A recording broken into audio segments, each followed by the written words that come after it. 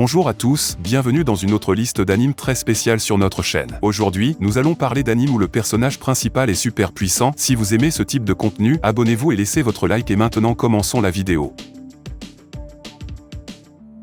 Après être mort d'une mort risible et pathétique en revenant d'avoir acheté un jeu, Kazuma Satu, lycéen et reclus, se retrouve assis devant une belle mais odieuse déesse nommée Aqua. Elle propose au Nid deux options, continuer vers le paradis ou se réincarner dans le rêve de chaque joueur, un véritable monde fantastique. Choisissant de commencer une nouvelle vie, Kazuma est rapidement chargé de vaincre un roi démon qui terrorise les villages. Mais avant de partir, il peut choisir un objet de n'importe quel type pour l'aider dans sa quête, et le futur héros sélectionne Aqua. Mais Kazuma a fait une grave erreur, Aqua est complètement inutile. Malheureusement, leur problème ne s'arrête pas là, il s'avère que vivre dans un tel monde est très différent de la façon dont il se déroule dans un jeu. Au lieu de se lancer dans une aventure palpitante, le duo doit d'abord travailler pour payer ses frais de subsistance. En effet, leurs malheurs ne font que commencer.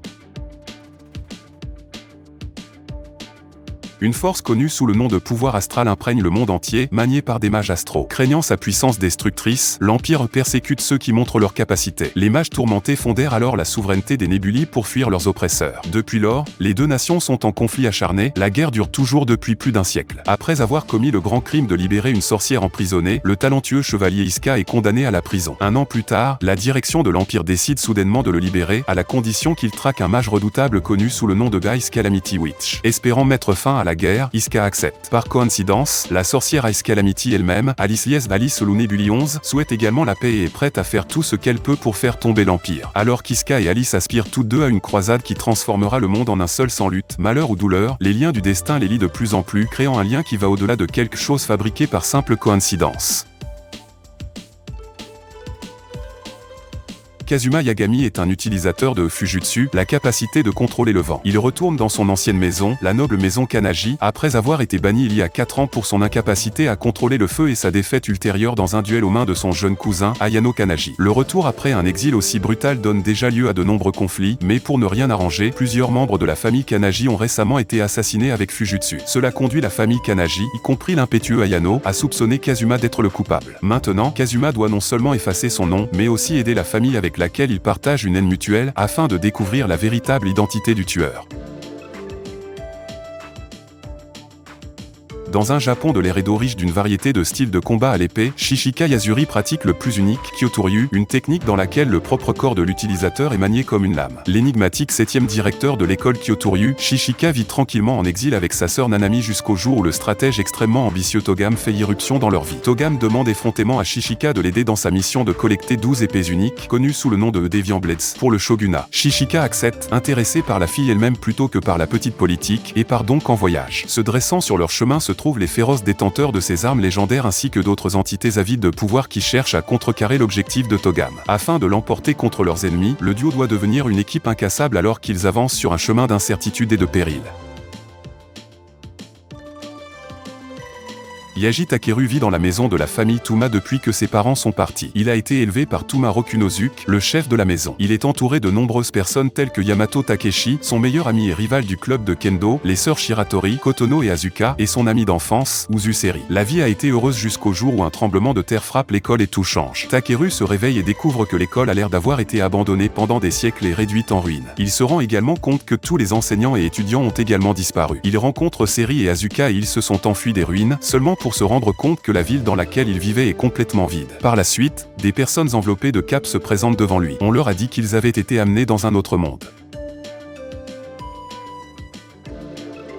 Kenshi Masaki a été kidnappé et amené dans le monde de Geminar par un groupe mystérieux. Pour rentrer chez lui, il accepte de les aider à assassiner l'impératrice nouvellement couronnée de l'Empire Shreyu, Lashara Azuxvi, à l'aide d'un robot géant appelé Sacred Mechanois. Alors que son armée les combat, Lashara prend note des capacités de Kenshi et exige que son agresseur soit capturé vivant, seulement pour découvrir que le pilote est un homme, ce qui est extrêmement rare sur Geminar. Croyant que c'est un gaspillage de le tuer, elle fait de Kenshi son accompagnateur. En tant que nouveau serviteur de l'impératrice, Kenshi doit accompagner Lashara en Terre Sainte, une académie où les pilotes Sacred Mechanois perfectionnent leurs compétences. Son arrivée attire l'attention, mais Kenshi ignore que quelque chose de sinistre se prépare au sein de l'académie et que cela pourrait plonger le monde entier dans la guerre. Une arme exosquelette conçue par le Japon, Infinite Stratos ne peut être pilotée que par des femmes. Sa puissance et ses prouesses au combat sont si immenses qu'un traité international a été signé interdisant son utilisation comme atout militaire. Lorsqu'on découvre Kishika Orimura, 15 ans, est le seul homme capable de piloter un SI. Il est inscrit de force à l'Académie Infinite Stratos, un internat entièrement féminin, dont les élèves obtiennent leur diplôme pour devenir pilote de SI. Dans cette école de formation, Ishika retrouve deux de ses amis d'enfance, Uki Shinonono et Lin Jianwang, et se lie d'amitié avec Cecilia Alco, une représentante de l'EI du Royaume-Uni. Guidée par le légendaire pilote Shifuyu Orimura, leur professeur principal strict est la sœur aînée d'Ishika. Ishika et les filles devront utiliser tout ce qui est à leur disposition pour se défendre et défendre leur académie contre les dangers qui surgiront au cours de leur vie scolaire passionnante. Le 15e anniversaire de Kagome Higurashi prend une tournure soudaine lorsqu'elle est tirée de force par un démon dans l'ancien puits du sanctuaire de sa famille. Ramenée dans le passé, lorsque les démons étaient un spectacle courant dans le Japon féodal, Kagome se retrouve constamment chassée par ces viles créatures, aspirant tout à un objet qu'elle porte sans le savoir, le Shikon Jewel, une petite sphère détenant un pouvoir extraordinaire. Au milieu d'une telle situation difficile, Kagome rencontre un garçon à moitié démon nommé Inuyasha qui la prend pour Kikyu, une jeune fille du sanctuaire qu'il semble en vouloir. En raison de sa ressemblance avec Kikyu, Inuyasha prend une violente aversion pour Kagome. Cependant, après avoir réalisé les circonstances désastreuses dans lesquelles ils se trouvent tous les deux, il met de côté son hostilité et lui donne un coup de main. Malheureusement, lors d'un combat pour le Shikon Jewel, l'objet miraculeux finit par se briser en morceaux et se disperser à travers le pays. Craignant les conséquences désastreuses de cet accident, Kagome et Inuyasha se sont lancés dans une quête difficile pour récupérer les éclats avant qu'ils ne tombent entre de mauvaises mains. Rêvant de changer le monde pour de bon, Akuto s'est transféré à la Constant Magic Academy où il se lie d'amitié avec un membre vertueux du clan ninja, Junko Hattori. Sur le chemin de l'académie, ils jurent de rendre le monde meilleur ensemble. Cependant, la situation s'aggrave soudainement à son arrivée. Il est prophétisé qu'il deviendra le roi démon. Alors que la nouvelle de son destin se répand, l'école commence à le craindre et la confiance de Junko en lui faiblit. Alors qu'Akuto est déterminé à ne pas laisser son avenir prédit contrôler son destin, il semble que tout ce qu'il dit et fait ne sert qu'à renforcer le fait qu'il est destiné à être le roi démon. De plus, il est entouré d'un harem de belles filles qui ont chacune leur propre plan pour lui, allant de le traduire en justice à simplement le couvrir d'amour. Avec ses pouvoirs nouvellement réveillés, Akuto doit faire face à sa liste sans cesse croissante de malheurs et se battre pour prouver que son destin n'est pas gravé dans le marbre.